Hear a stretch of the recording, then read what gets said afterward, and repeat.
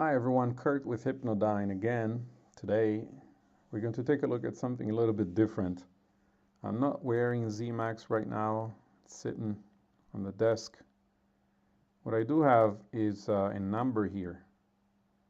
That's something I'm outputting as a debugging tool. And what it's indicating is the amount of movement. So let's go to the script for a second. I have enhanced this function called second timer. It now has more parameters. It's got the body temperature, the light level, the battery voltage, beats per minute, that's the heart rate. And what I'm interested in right now is dx, dy, dz. Those are the amount of movement in the three directions, the three axes. I'm not going to consider them individually, I'm just going to sum them up. They're absolute values anyway. And then I'm going to display them. So that's what I'm doing. So Alt-Tab doesn't work very well when I'm screen capturing. But that's the amount of movement that the device is seeing. Now if I shake it, it's going to play this message. I set a threshold of 1 on the movement, experimentally determined. So I'm going to shake it now.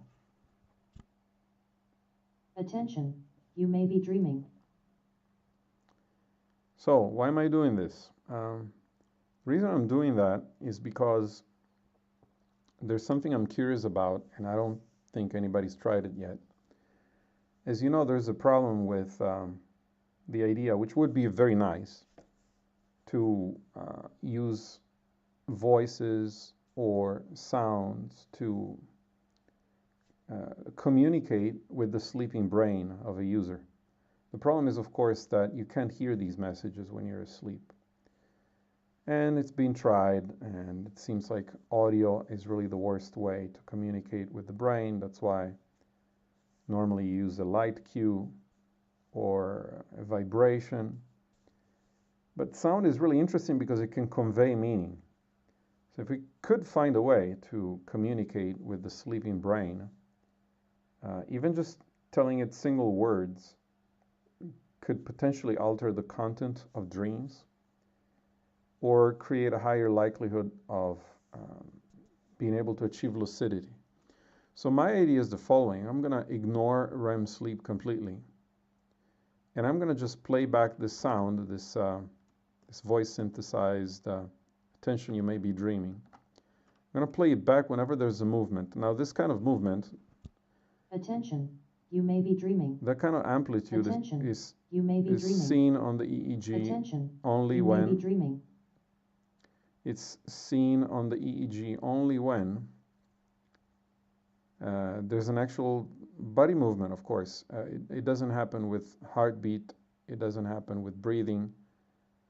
For there to be this kind of magnitude change on the EEG, you need to actually have some sizable movement. So I experimentally determined the threshold, which turned out to be 1. And now the idea is to go to sleep with it and wait until there's an actual movement. Now during the movement, it's my understanding that you're actually awake. Otherwise you couldn't move, right? So it's a period from which you can go back to sleep really, really easily. Most of these movements you don't even remember about in the morning. You can go back to sleep really easily, but at the same time, your brain is not shutting down all the external inputs. So that seems to be some absolutely fantastic time to try to communicate with, now I can't call it the sleeping brain anymore because you're not technically sleeping as I described, but to just get the mind processing the kind of message. So I'm not going to discriminate between REM and non-REM for now. If I find that it's annoying or that I don't want it to do anything during during non-REM sleep, I might tweak it again. But I like the fact that now with these new parameters, an application like this only takes 4 lines of code. I mean, you don't technically need to have this. That's for debugging purposes. In fact, you probably don't want it. So without the brackets, it's like 3 lines of code. If you want to stop the video and copy this, you can copy it and try it yourself. And I'm about to upload the new version of the HD recorder application. You can just re-download it from the site, and it's going to pass these new values to your second timer function. Just a note, if you've been developing scripts already, that when the number of parameter increases, you need to change your function definition. So if you have any old scripts that throw errors, it's probably because you need to upgrade the number of parameters. That's all. Seems like some interesting stuff to share with you guys. Cheers.